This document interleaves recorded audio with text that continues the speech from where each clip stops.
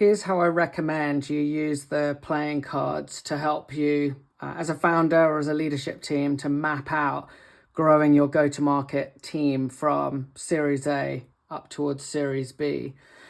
On your boardroom table or on any table, lay out your current team, starting from the top where you'll have yourself as the founder, then going down into your senior leadership team, and then down into the individual teams that you've got.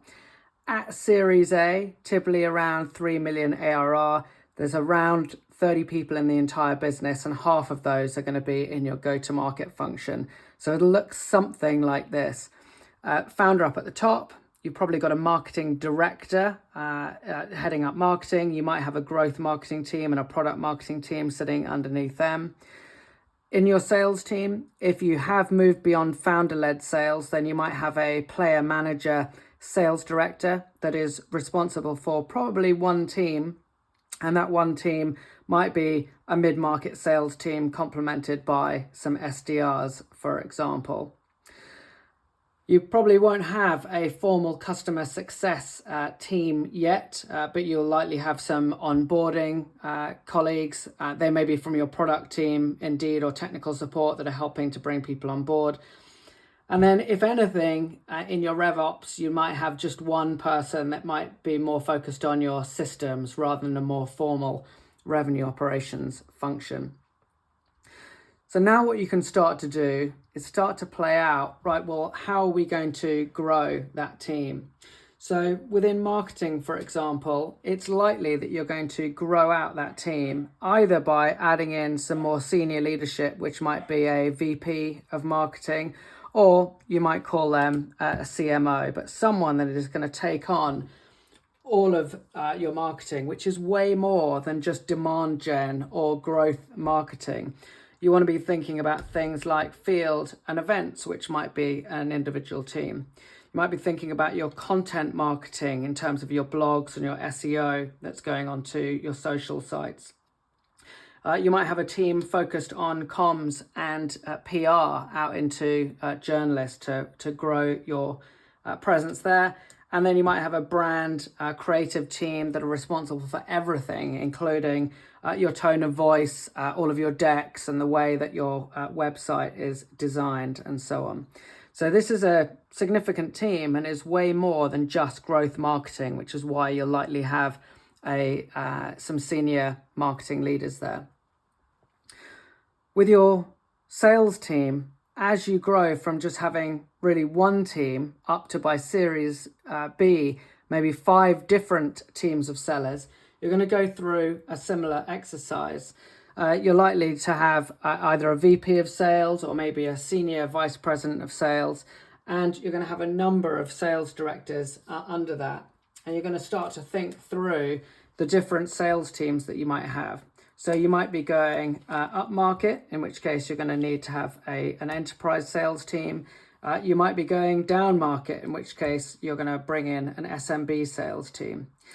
You're likely to also include some solution consultants that are supporting those teams.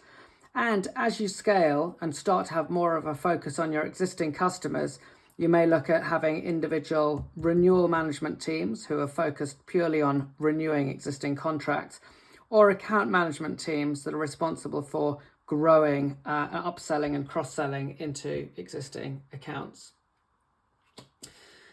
On your CSM side, we're going to scale up. You'll likely bring in maybe a VP of customer success that is going to own all of that. And under that, you're going to have some customer success directors, potentially, that are going to manage teams of CSMs.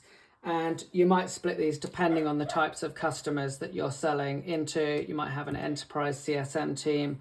You might have a mid-market CSM team. You might have a pool CSM team looking after large numbers of accounts. And of course, that onboarding team. In your revenue operations function, you're going to scale up considerably to make sure that you have got a predictable and repeatable revenue engine here.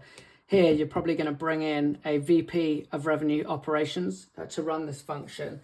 And it is not just about systems. It is much more about how you build your overall revenue engine. So you're likely to have a revenue operations strategy team that is focused on your go-to-market strategy, your channels, your bundles, your partners.